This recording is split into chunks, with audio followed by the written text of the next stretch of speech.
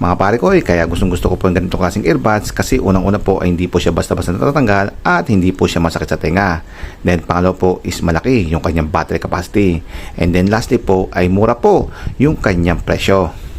Sa wakas at dumating din po yung pamalit natin dito sa ating KY2 single earbud dahil sulit na rin po sa atin to at naghahanap na rin po siya ng kapalit. At yung pinalit po natin ay walang iba kundi itong sikat na B9. Kung makita nyo, pares lang din po silang earbud. Kaya lang po, di hamak po na mas mahal itong si B9 dahil ito po ay nagkakalagaan ng 130 pesos. Samantalang itong si KY2, ito bagsak presyo na po to at nagkakalaga lang po to ng 53 pesos sa mga online store.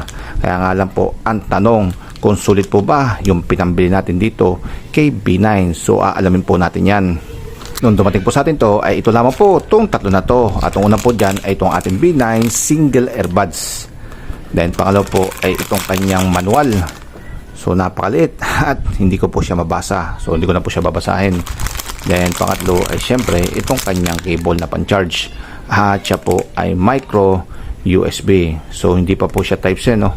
Medyo old-fashioned pa rin po itong ating B9 na earbuds. So bago po natin siya gamitin, ang una po natin gagawin ay kailangan muna po natin siya i-charge. At ang kailangan po dito syempre ay cellphone charger. So 5 volts din po siya. At saksak lang po natin sa likod. Yun.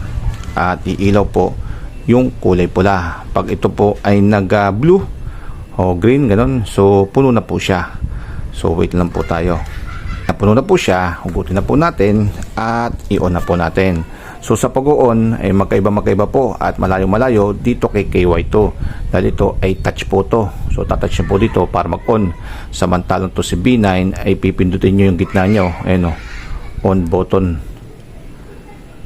Ayun, at iilaw na po yung kulay blue at red. At ibig sabihin po niyan ay nagre-read na po yung kanyang Bluetooth. So pag ito po ay binuksan nyo yung Bluetooth ng inyong cellphone, ayun, lalabas po dito na B9. So i-click lang po natin yan. Pair. Okay na mga pare ko at 90% po yung kanyang baterya. So nakakonect na po itong ating B9 single earbuds dito sa ating cellphone. So pwede na po natin siyang gamitin. Ito pa sa ibang button, kung makikita nyo sa taas, meron po siyang positive na button at ito po yung kanyang positive na volume. So pag pinindot nyo po ito ay lalakas po yung volume nitong ating earbuds. At sa baba naman po ay may negative, so volume din po to. Pag pinindot nyo ay pangpahina naman po siya ng volume. At so kapag dininan nyo naman po, hinold nyo, ayun, ay magpo-forward naman po yung tugtog. At pag pinindot nyo naman po na matagal itong negative is babak naman po yung inyong music or yung kanyang track. So yan po ang function ng kanyang mga button. Kung pagkakaiba sa ating KY2, itong sa ating KY2 is hindi po naro-rotate itong kanyang pinaka earphone. Samantalang dito sa ating B9, naro-rotate po yan. Kaya pwede po siya sa left at pwede rin po siya sa right. Left, right. Kaya kung ilalagay nyo po sa tenga nyo sa kanan, ayan, pag ganyan po yung position, pag ilalagay nyo po sa tenga nyo sa kaliwa, ayan, ganun naman po yung kanyang position. So mas maganda po to si B9. Ang tanong nga lang po ay wag po siyang masisira ka iikot po natin or ka pipihit. Construction ng material naman is pure plastic at ito na nga lang po yung kanyang rubber. At yung kanya naman plastic, I think is mukha naman matibay at kapares din po nitong ating KY2. Ito ilang bagsak na po to, hindi ko na po mabilang, pero until now is buhay pa rin po to. So ganito siguro po dito sa ating P9 at think matibay po siya kahit na bumagsak. Ang hindi lang po pwede dito ay yung matubog nyo po siya sa tubig dahil hindi po siya waterproof. Pasok po dyan yung tubig. Isa pa pong function nito, pag may tumatawag at sinagot nyo, ay dito nyo rin po siya maririnig at dito nyo rin po siya kakausapin dahil meron na rin po itong built-in microphone. Kanyang pros, kaunahan ay button na po itong kanyang mga pindutan, kaya mas responsive po ito. Kukumpara po natin dito sa ating KY2 na touch, ay madalas po itong sumasablay. Then pangalawa po yung kanyang pinaka-earphone ay pwede po nating gawing left or pwede po nating gawing right.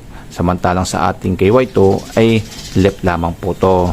Then lastly ay yung kanyang baterya. Mas tumatagal po itong ating B9 at tumaabot po ito ng almost mga 6 hours bago po siya malubat. Sa kanyang cons naman, kaunahan ay yung kanyang presyo na medyo may kamahalan. At second, yung kanyang pinaka-earphone niya ay hindi masyado mag-fit sa tenga ko at hindi masyado pumapasok. Hindi po tulad nito na nasa labas lamang. And last but not least sa kanyang cons ay huwag po tayo masyado mag-expect sa quality ng kanyang sound. So hindi po ganun kaganda yung tunog po nitong ating B9 at hindi rin po siya ganun kalakas. Ay mga pare ko, yung aking review dito sa aking bagong wireless Bluetooth single earbuds na B9. At nandiyan na rin po yung kanyang pros and cons at bahala na po kayo mag-decide kung bibili at gagamit kayo nitong B9. So hanggang dito po mga pare ko, kita kasi na po ulit. Paalam!